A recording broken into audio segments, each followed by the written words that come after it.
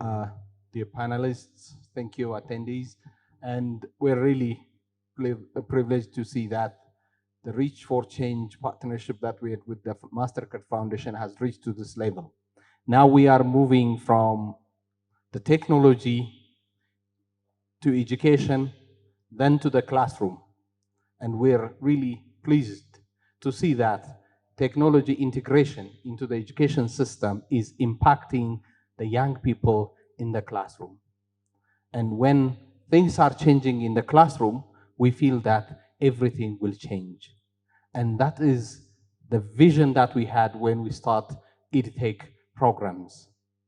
Now, dear panelists, your insights, your viewpoints, and also the way how you are trying to inform us what we have to do, what we have been doing, and what we can do together will guide our future journey. So with this, I'd like to start my conversation with Dr. Muluna from the Ministry of Education. You know that education has been here for many, many years, and now technology has interrupted everything.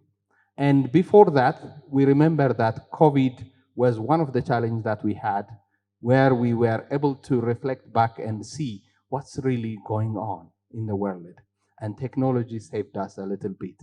And since then, the foundation, Reach for Change, and all other partners are working towards creating accessible education to the young people.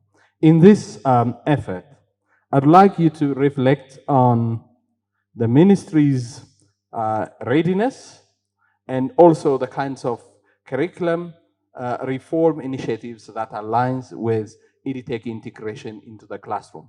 So the floor is yours. Thank you, Dr. Fakadu. And I'm very happy to be part of this panel. And I can say I'm very honored to speak in front of these participants. When I came to the question, after COVID, work was the first activity that was disrupted worldwide. And the next sector that would be highly disrupted will be the education sector. And EdTech, it's a new phenomenon, and it's an emerging one as a disruptor and as a solution for educational problems. And we can witness it's bringing some learning outcome improvements throughout the globe and in Ethiopia too. However, with regard to the specific question, when we talk about EdTech, we have to mention some key points or phenomenal issues. One is EdTech is an emerging one, and its emergence has also disrupted the traditional ways of doing teaching learning process. And the curriculum by itself is becoming a platform where multiple stakeholders come together to influence the learning outcomes. There are content providers, there are platform providers, there are hardware providers, software providers, and training providers as well. And these providers came into that platform, and they play with what the curriculum is providing or offering. And these all stakeholders, when come together via EdTech technology or EdTech itself, the governance, management, orchestration, and coordination of these all stakeholders is an issue. Therefore, the role of the ministry here can be appropriating the playground as a ministry. It's a policy-making organization. It produces or develops different policies, directives, and guidelines, as well as strategies. And a lot of these tools are out there to guide all these stakeholders who are playing on that ground.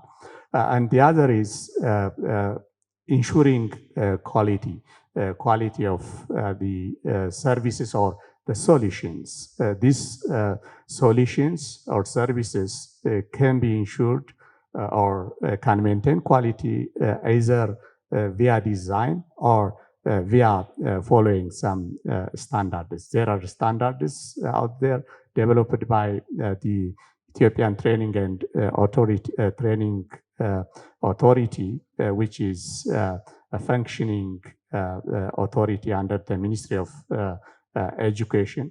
And a lot of tools are out there to standardize digital content, to standardize platforms, to standardize other edtech solutions and services as well.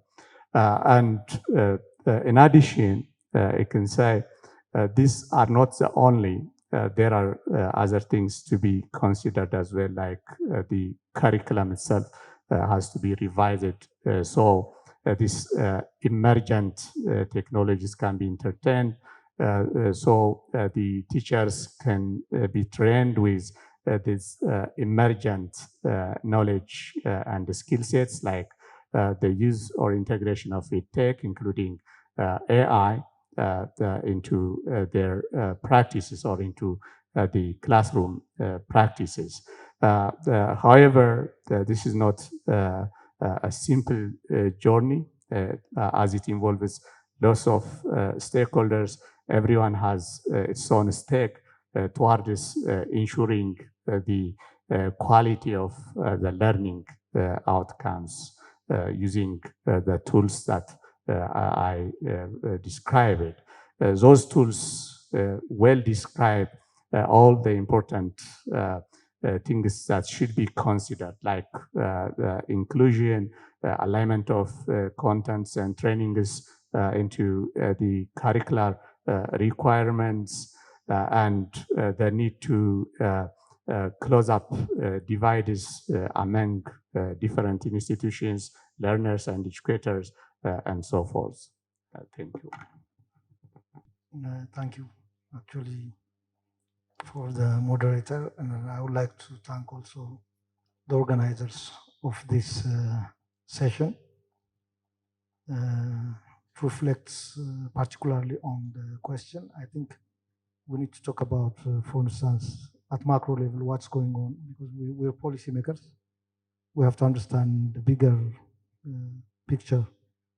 So in terms of, for instance, the digital economy contribution to the economy, we know it's only 3.6% currently, compared to agriculture, compared to industry and services. This is much, much lower than the, in fact, the remaining contributors. So from this, we can draw that this ecosystem is yet to grow in terms of be it connectivity, infrastructure, even having a well harmonized digital space. So as part of, in fact, the digital ecosystem, we need to look into what actually affects the education sector. So when we talk about, in fact, tech, mostly we talk about currently on the digital technologies. So the digital technologies are not the only technologies, of course, when we talk about technology aspects of education. So there are many technologies that we've been using so far in this country. But what made it actually different from those technological trends that were used to be part of the education system? So this makes it somehow peculiar in terms of affecting the education system, from methodological aspect to actually the way we approach communities, students also. So it fundamentally challenges how we deliver contents and the role of education ecosystem, for instance, the teacher, the students, and everything. So now we are at the edge of AI. So we are almost being challenged by AI agents. So still, teachers are going to be out of the game in some way. This is the upcoming trend. We were expecting this to happen, in fact, in 2050, but this happened in 2022. So this is quite a disruption apart from the COVID phenomena. So my take on this is actually it's not only the COVID that brought this education system into its knee. The AI situation also is coming into picture. So it's fundamentally challenged the knowledge ecosystem. So who is now the knowledge provider and who is the knowledge recipient? Now the role is confused. So this is also another peculiar challenge apart from those. So in terms of, in fact, digitalization effort, we have Digital 2030 in place currently. And we have seen that 4G now reaches the majority of the population. So most people have access to 4G. Of course, there is still vast digital divide in the country. And this is also another important aspect. So 25% of youths still are not are only connected, in fact. The remaining are not well connected to this opportunity. So especially most of them, we can say that according to UNESCO, I think the resource, if I'm appropriate, if I'm right, 79% are still offline. So when we talk about, in fact, technological aspect of education, we need to look into this kind of issues. Limited school connectivity, power disruptions, and all these related matters are also challenges that actually limits the pace of actually applying technologies in our country. So we can also talk about other challenges, but apart from that, in terms of actually moving the whole education system in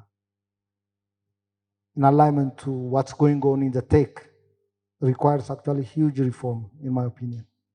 So the reform of these mainstream institutions like education, health, agriculture, these are, I mean, quite long time players, and technology are mostly just emerging, most of the technologies, and actually taking the curve to impact this mainstream field. So there are many regulation hurdles going on. It's not easy to actually change a curriculum. So within this ecosystem, we can say that technology is actually has its own limitation, and we have its own challenge, but it's not the technological aspect of the challenge that actually surpasses the challenge from the sector itself. So for us to move these two sectors together and to align their strategy and their implementation would be very much challenging than actually the challenge posed by the technologies. So mainstream regulations, mainstream way of working and perspective as a whole, as a culture, this is a classroom setting, going online and still validating those online activities based on standards. It's very, very, very much challenging. So for me, these two should be treated equally. But the technological aspect, even if there is a challenge, it's by far better in terms of reaching out to people than the pace of change that this mainstream policy institutions are currently on regarding this advancing tech technologies. The issues, existing mainstream thinkings are also being challenged by the technology. So technology is both an opportunity and a challenge, and particularly the coming of AI and AI agents, and also the change in the future of work are issues that we need to look into, and institutional integration and working together, or maybe realigning the way of working is very critical. And when we talk about education and technology, it's obvious that we have to think about people, the users. Now let me go to Fanuel. How have you designed your EdTech solution to address the user's need, the teacher's challenge, and also promotes classroom adoption? In the first place, I would like to thank you for giving me this golden chance. So, as a local innovator, I will try to innovate things. I would love to produce products on the earliest before we join these RFC programs. But on the moment of the when we look the real ecosystems in education and in schools, the main target should have to be the teachers, since they are the one that manipulate all things. So they are our main roles in our platform. So how we design our systems, we were looking for giving our products, and we will take a feedback, and we will work on our products iteratively. So on the first place, we take the observation and listening the teachers what they really their real pain is. So after we identified that one, we give the modified our product, and once we got their feedback, we're gonna iterate on these processes. That's how we are coming up with. So when we focus on the user side, most of the times the teachers even doesn't know what they are tired of, So we are trying to give our products, we record their screens, and we iteratively look how they are navigating through our platforms, and we will enhance our platforms. That's how we are. And the next one, we are trying to make our platform as much as possible.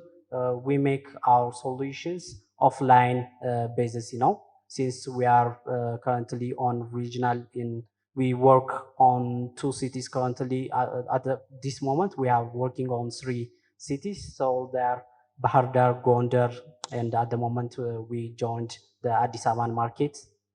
So when we look at things, the connectivity is the huge gap we are looking on. So we give the teachers to use our platform with a high-speed internet. It doesn't give sense, So we are trying to give our products with offline basis. That product gonna be, work on offline, and when it gets the internet within a minimum internet requirement, even with 3G, 2G in networks, that sync up with our system. That's how we build on, So the other thing we stand up is making adoption for the schools to scale the product is not about the technology or something innovation only.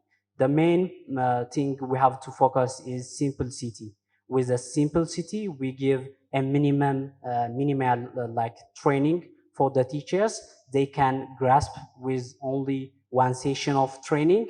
They can navigate through our platforms. When we build the solutions, that shouldn't be complex enough for making them confused or using our platforms. That's how we are trying to build our products. Thank you. Thank you, Fanuel. And as you have heard, We have heard from the policies, from the institution, and from the infrastructure's perspective. And in technology, if I'm not mistaken, there is a concept called user test or user feedback. So for this, let me go to Dr. Johannes. From the perspective of the teachers, can you share us some of the factors that influences the integration of technology into the classroom? These factors could be uh, positive or could be negative factors.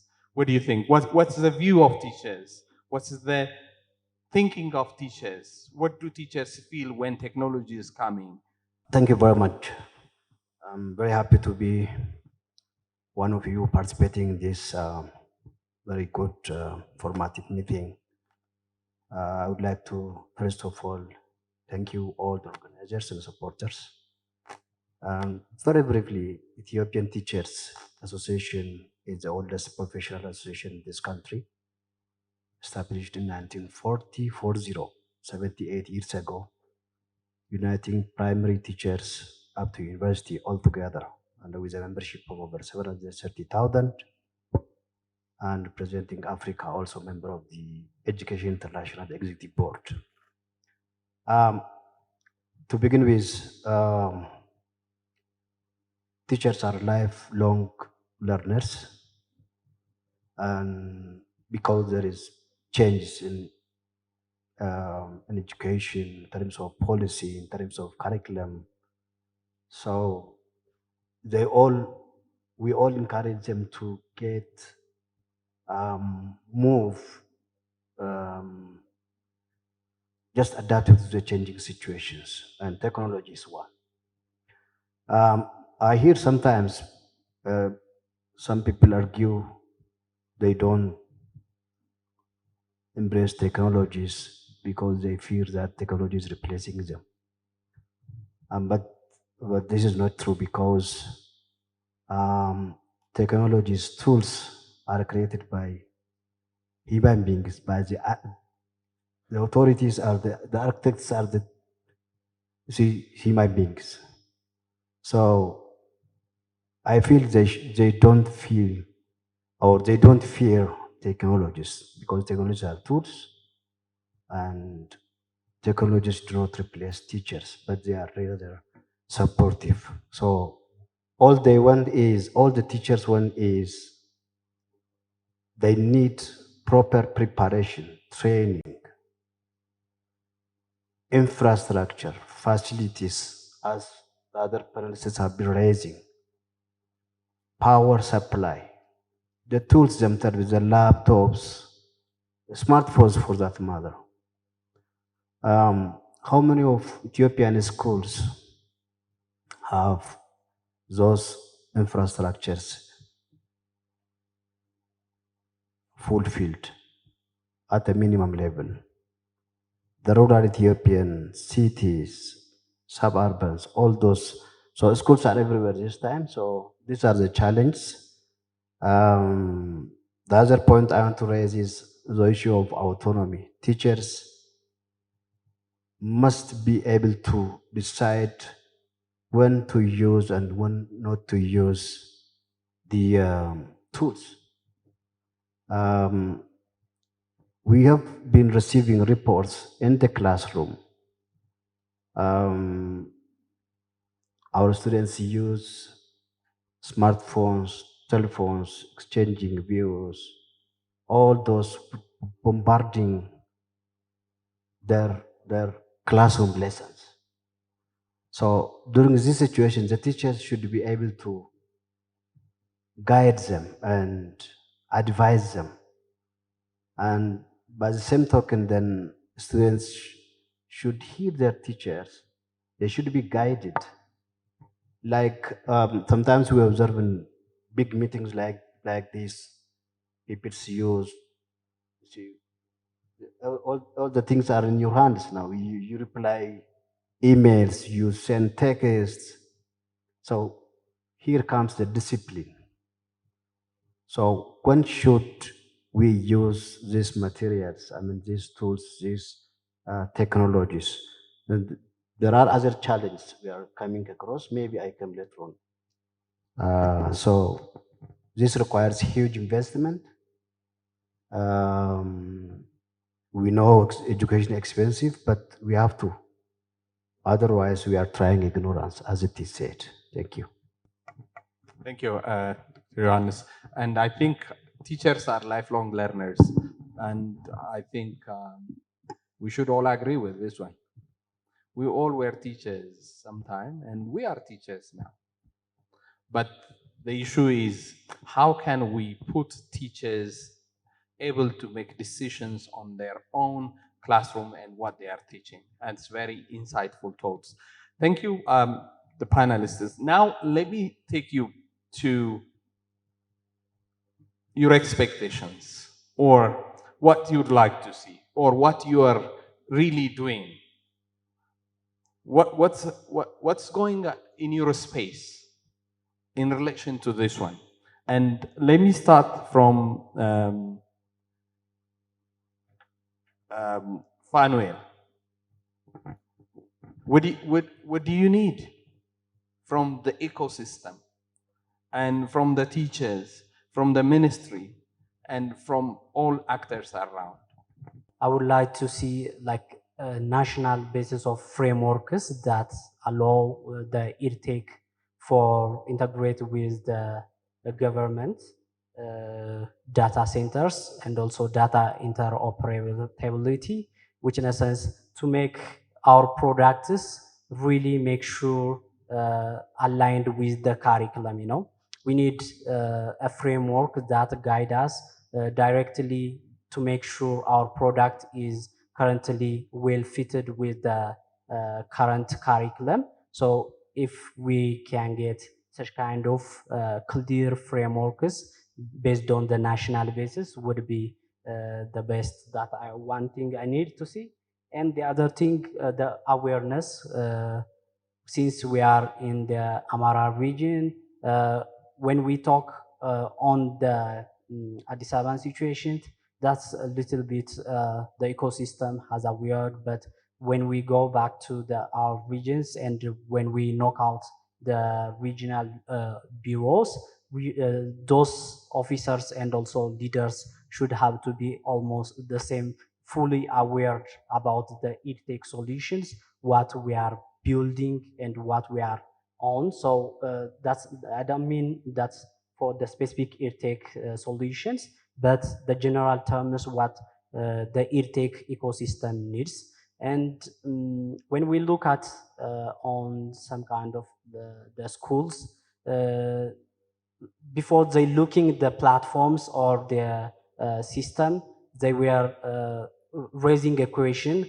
why should I work on this system? This is not, I'm not the one that, this is not my responsibility, since there is no clear responsibility and also structured hiring process that for making sure the teachers are expecting the EdTech solutions may come up, and they have to also use such kind of solutions.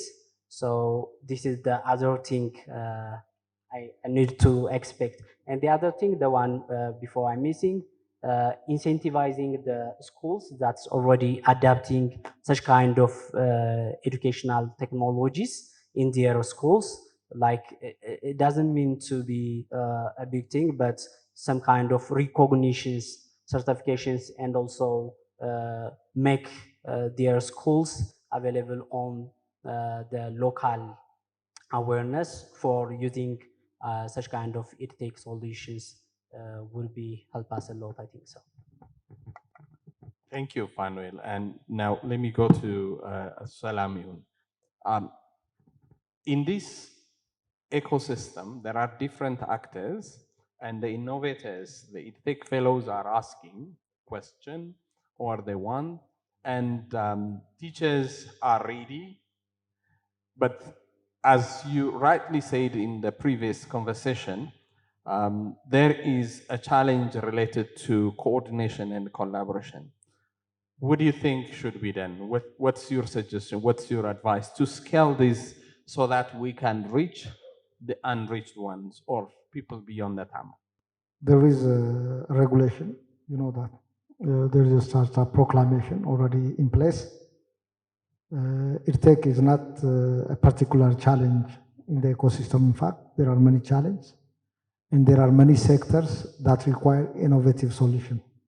So when we say innovative, we're saying that the solution should address and seemingly difficult challenge, but the solution should figure out with optimum and creative way to overcome those challenges. That's where we need novel idea. Otherwise, the business as usual way of doing things work fine, by the way.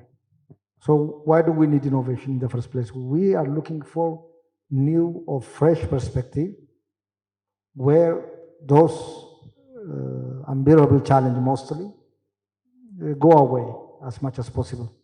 So for that, we need solutions, and technology by themselves are not, in fact, solutions. So how can we figure out the challenge, and how can we come up with a disruptive solution that can overcome those challenges that we know already? So this is where we want innovators, this is where we want startups to kick in. So in this regard, now we have put in place the regulation, and it has been around for 5 years. Now it's in place. Now the next step is actually realizing that act.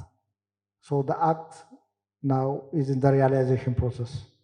Now we need, because this is a high-level legal framework, we are actually driving directives. The first directive, which is in place now, is the designation directive. Designation directive by law is actually recognizes a startup. So if one should benefit from actually from the ecosystem, they have to have this designation scheme. So that designation scheme would provide innovators or startups a mechanism to allow them grow their solutions, and it gives 8 years relief period once they get the designation. So an idea to grow from a mere idea to actually a formidable one requires different journeys and different challenges to be overcome. So the early stage startups requires different intervention, and the growing stage, stage where revenue is coming in, and the late stage where scale is inevitable and exit should appear. So these 3 consecutive stages should be well aligned. Now the proclamation actually is recognizing all these 3 stages, and this should actually move hand in hand. So when we talk about actually supporting, financing is one of the challenge. So as you know, the ecosystem is yet its nascent stage. We assume that all movement should actually come hand in hand. I mean, there have to be a collaborative effort to bring this ecosystem to the next level. So without changing the entire ecosystem, it is not possible to actually promote EdTech through startups. We can buy solutions, we can integrate solutions from the mainstream part, but it's not possible to promote solutions that grow out of our challenge. So for that, we have placed, apart from the designation scheme, a funding scheme. That funding scheme has 3 elements. One is the grant fund. This is a government fund. The second one is a fund of fund scheme, which will be organized by the Ethiopian Investment Holding. And the third one is actually the credit guarantee scheme. And these 3 funds actually covers the entire ecosystem funding scheme. So putting all firms, all the development partners like you into this framework would actually help us to harmonize our investment. in every sector. So the third one from the act or the proclamation is actually we're putting in place the incentive mechanisms. The incentive mechanisms includes tax incentive, duty-free, privilege, and other incentives for both the startups and the ecosystem builders.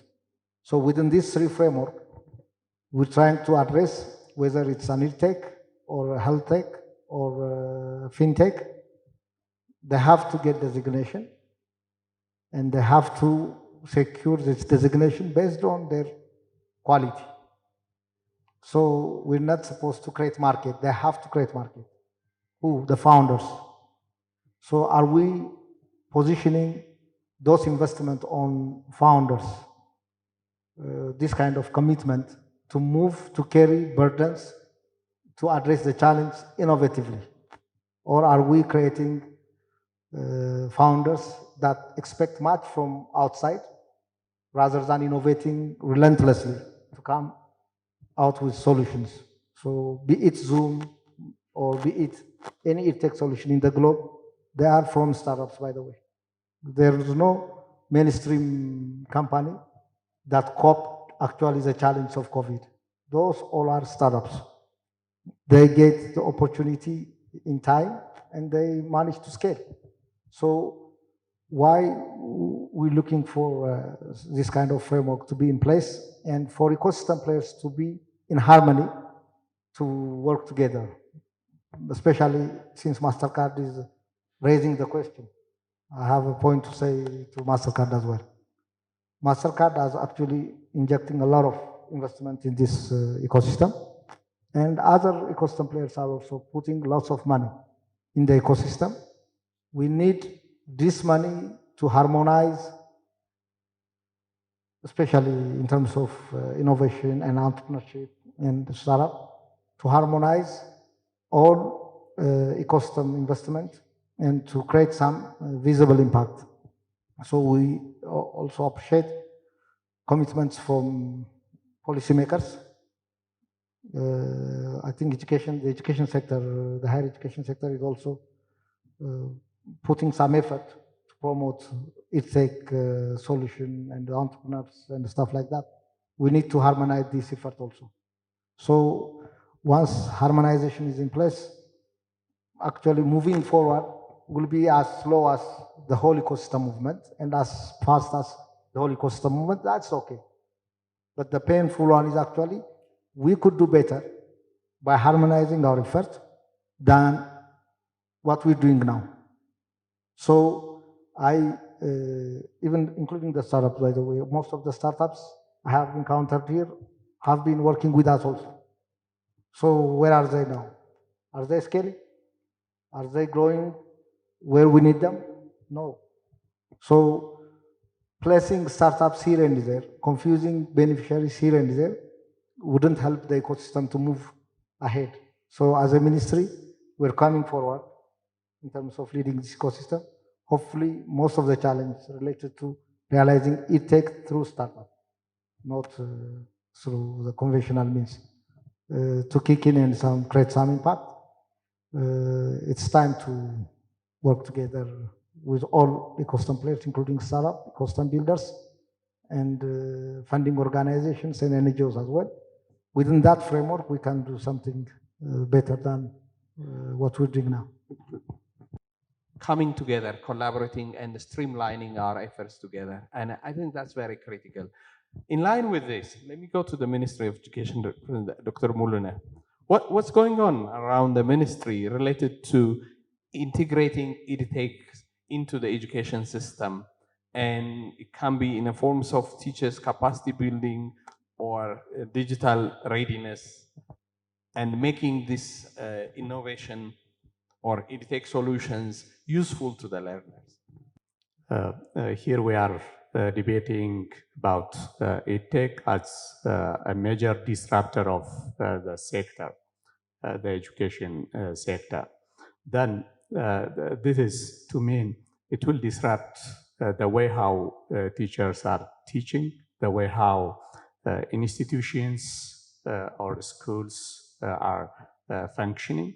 the way how students are learning and the governance of this process. As I mentioned in my previous talk, a lot of players are coming in, including the funding organizations as well. And curriculum is acting as a platform to this ecosystem players. Everyone is playing around the curriculum. With this emergence technology, and again, with the emergence of AI as a major disruptor, how could we remain relevant? How could we help schools to remain relevant? How could we help teachers to remain relevant to the next level of their profession? And how could we make or help students to learn with these technologies? This is the very issue of, I think, this question. Then we need to approach the situation holistically or in holism. So we have to embrace systems thinking to unlock this problem. With that thinking, I think we can approach infrastructure as EdTech infrastructure, because infrastructure is not only hardware, is not only a platform, is not only a digital content and so forth. It includes everything around there. It includes authoring, course authoring tools. It includes the digital content, the cloud infrastructure, the hardware infrastructure, offline infrastructure, the online infrastructure, classroom equipments or devices, and a lot of end user devices across the ecosystem. So our approach should be via that assumption or understanding. So the purpose, we should also again ask what will be or what is the purpose of making teachers ready to the next level of their profession or their teaching, learning, or research or community services. Then it is to teach. Then accordingly, the curriculum they are trained through has to be reimagined, or it has to be retold. And the students, the way how students should learn with EdTech or with AI has to be reimagined and has to be invested into the curriculum as well. And teachers should learn how to teach with the technology, how to teach with AI, and the students the same. However, this time we have, as you know, we have a lot of interventions, a lot of institutions, organizations, entrepreneurs, innovators, schools, teachers themselves. They are trying to approach this in different ways. I can say some of it can be considered as a silo. And I may say most of it will not be successful. And it has to be retaught in a holistic or in a systemic way. And this has to be somehow scaled, the interventions and the components that should be touched when we assume it takes as a major solution to our problems. It has to be taught in that way. However, scaling that into the community we have, to the community of teachers, students, and schools we have in the country is somehow challenging. That's not simple because this has some implications. It has epistemic implication. It has social and institutional implications. It also has resource implications as well. primarily how the technology should be adopted and reimagined towards our local contexts and our local problems will be the first issue that should be resolved. How should we use technology in classrooms? Of course, we don't have as such familiar technologies which are applied in classrooms. Most of the tech are applied off classroom or out of the classroom. So this has to be it has to be developed and it has to be this is something to be worked out. The other is with regard to the social and institutional implications or contexts. A lot of our schools, specifically primary and general schools, are not connected. Lots of our communities in schools, teachers and students do not have access to end-user devices. And affordance to use the technology, the platforms, the devices, and so forth is somehow low. And these are, of course, other issues. And the other is with regard to resource implications to connect all those schools or to create connectivity to schools and to create access to the internet to the teachers and the students around the schools is not as such simple. And that's why, as my colleague suggested, the ecosystem players should play together or should come together, coordinated, and the resources need to be orchestrated. But there are still big initiatives taking place by the Ministry of Education. Specifically, I can mention one of the initiatives. We call it the ISHI in abbreviation, or e-learning for strengthening higher education. This is implemented by a group of stakeholders, which is a very exemplary one to the nation and to the continent as well. The objective is to provide e-learning infrastructure to 50 public universities, where each university will have a capacity building program, have access to digital studios, have access to or have some policy frameworks to guide their decisions, have platforms, e-learning platforms, and digital content. By this program, across all the 50 universities, we trained more than 35,000 faculty or teachers. More than 400,000 students were also trained on digital literacy and skills development. This time we had more than 500 digital contents, that is curriculum aligned. And many of the universities are developing online programs which will be launched very soon. And a lot of work is done out there.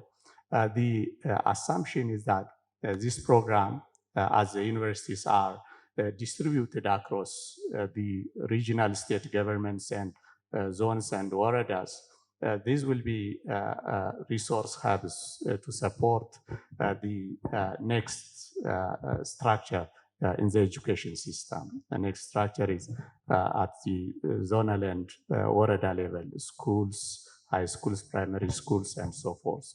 And this is a big initiative, and it creates a big capacity to the country, not only to the higher education institutions. As I mentioned, different stakeholders are involved and aligned together to realize or actualize the efforts. The MasterCard Foundation is out there in financing. Arizona State University is working to implement some of the programs. Shashone PLC, a private sector, is also an implementer and a finance manager. The Ministry of Education is the owner, and the 50 public universities are also participants and co-creators of this program. Such effort should be scaled further, and that is a bigger lesson to the rest of the community out there in the demo as well. Let me go to Dr. Johannes. What do teachers need in order to use this resource effectively? Respond to your question, I just want to generally raise some issues. Regarding these technologies, we engage with our global union so as to scan the global trend in technology usage. Like we had a 3-day international AI conference in Brussels in November, last November, whereby very specialists, relevant individuals were part of. And then we believe that education is relational. There is emotional attachment between teachers and the children or the students. We need to grow up them properly. And then this is for us, we closely follow up what is going on, and we scan the environment with regard to technology. The second point we will do is just we create awareness. We do some kind of campaign so that the teaching staff feel confident that the use of technology is rather useful to them. Of course, with advocating for them to so as to create a better working condition at school level. We somehow also, in our attempt to know some details, we engage with an academy called GOES, which is attempting to prepare high quality curriculum aligned digital learning material, including videos. We need to also engage with relevant ministries like Ministry of Education, Ministry of Innovation and Technology, Artificial Intelligence Institute, and the policies, the guidelines, ethical use of these digital tools, including the AI, is very important for us. So we really very much serious in following those things. So with regard to teachers, yes, we need policies. When it comes to the broader level, the values, how are we using the technology? These days we are hearing the children, the students, sometimes they also sometimes don't want to hear their families. We are receiving reports in this regard. It is challenging, and we need to take care of our children. So even using this opportunity, we also want to invite the families to join in hands with the teachers so that we grow them properly for their life, for their family, for the nation, of course, globally. So the teachers need the ethical guidelines, the discipline, how to use these technologies, when to use those technologies. And then, of course, training, curriculum alignment, and updating, especially the senior staff, including the universities, they all need this training. So I think if we can't make our service left behind now. We are in a global world. It is a must, but we need to get prepared. So in this case, the teachers need support. The government and of course the partners, NGOs should support them so that we also have the necessary infrastructure and the equity issue, the rural and urban. We know all the challenge. I mean, connectivity, like you mentioned earlier. So all these things should be taken care of, and it really requires us work hard to manage. Thank you. Thank you. Thank you, panelists. And just for sake of time, I'd like to give two opportunities to the audience to ask if you have any burning question, and please try to make your question specific and forward to specific person also. My question goes to Mr. Ramihul and the innovators. As you know, this technology needs some kind of infrastructure as well as finance. And when I see the exhibition that they are exhibiting outside before, most of the products are, they have some kind of subscription. So for innovators, how you plan to subsidize for those schools who can't afford this subscription? This is my question for innovators, maybe for Fantown. For Ministry of, for Mr. Salamu, as long as these most innovations are STEM-based, so what is your plan to integrate your startup projects, your startup proclamations, and your all activities with basic STEM education in primary, pre-primary, and secondary schools, because they are the base for all? Thank you very much. The question is related with the policy and legal frameworks which are related with educational technologies, educational technology development. So the issue under consideration is integrating EdTech into Ethiopian classrooms. So many of our products are now outside the classroom. It means students are using them as a support, as an additional tool to make themselves prepared for the exam. But when think of presenting them to the classrooms, actual classroom, it means teachers are going to use them to give students as a classwork, as a homework, and parents also know that that's part of the curriculum. So if you would like to bring that into context, I think there are few things which should be done from the ministry side. Like, for example, there should be a policy which should allow private sector to open up higher education or grade 9 to 12 or 7 to 12 in distance mode.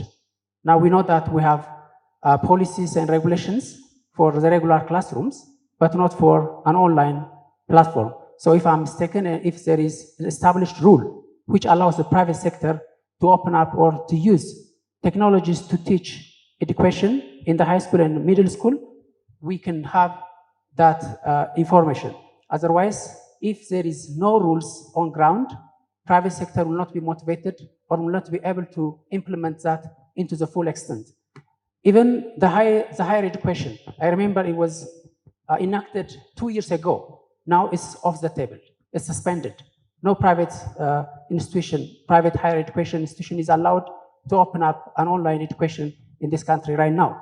So if these policy frameworks are not improved, it will be very, very much difficult for the education sector, especially for the educational technology to flourish. So, I mean, if we have this kind of policy and frameworks for the teachers and for the schools, for the school directors, for example, if they are allowed to implement as a mandatory framework to implement in the classroom, they might have like planned to have purchasing or procuring devices for the school year after year. So if they have that kind of plan, which is orchestrated with the Ministry of Education and the educational bureaus across all the lines, I think that would boost and speed up the adaptation of educational technologies. Thanks so much. We are trying to look at their partnerships that support their schools to subsidize this subscription costs. That may be NGOs, but we are still on the process. We are not currently secured for subsidy. This is the one problem. Yeah, you really raised it. It's specific. I think the STEM education or this general education all are a foundation for actually creating vibrant startup in the future, especially those startups that are actually tech or tech enabled. So for that, I think we're looking into options like future startup founders program across all schools, especially in STEM centers, as well as in universities. So within this framework, we will try to address this. So this is part of the ecosystem readiness package that we are preparing. I think there are two questions. One is regarding in-classroom and off-classroom use of EdTech.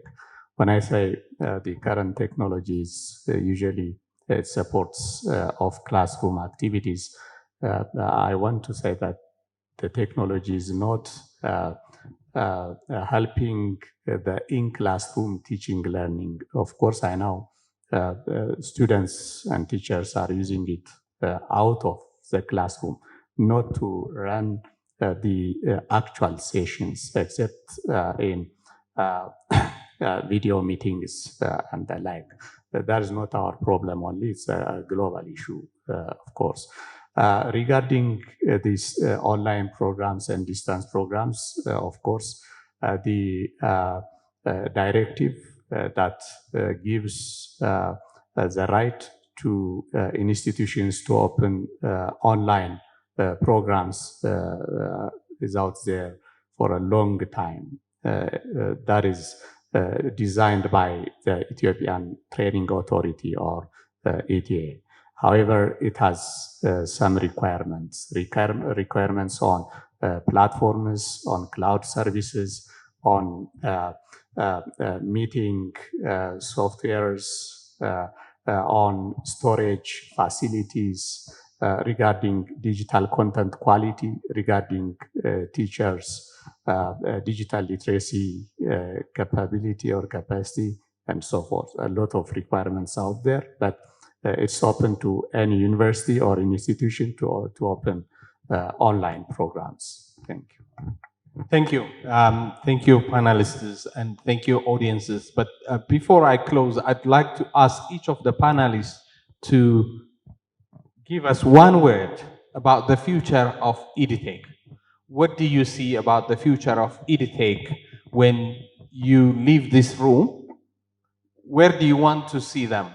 And how do you want to, what's your feeling? It can be one word. For me, for instance, I'm puzzled. I have lots of puzzle to solve from what I have heard and from what I've seen. But for you, what do you have? One word that you would tell us about this EdTech and their future. Let me start from Dr. Ioannis. Mix it. Mix it. Good. Thank you. Okay, on my side. Okay, sorry. Sure. Yeah. So on my side, connected. Connected.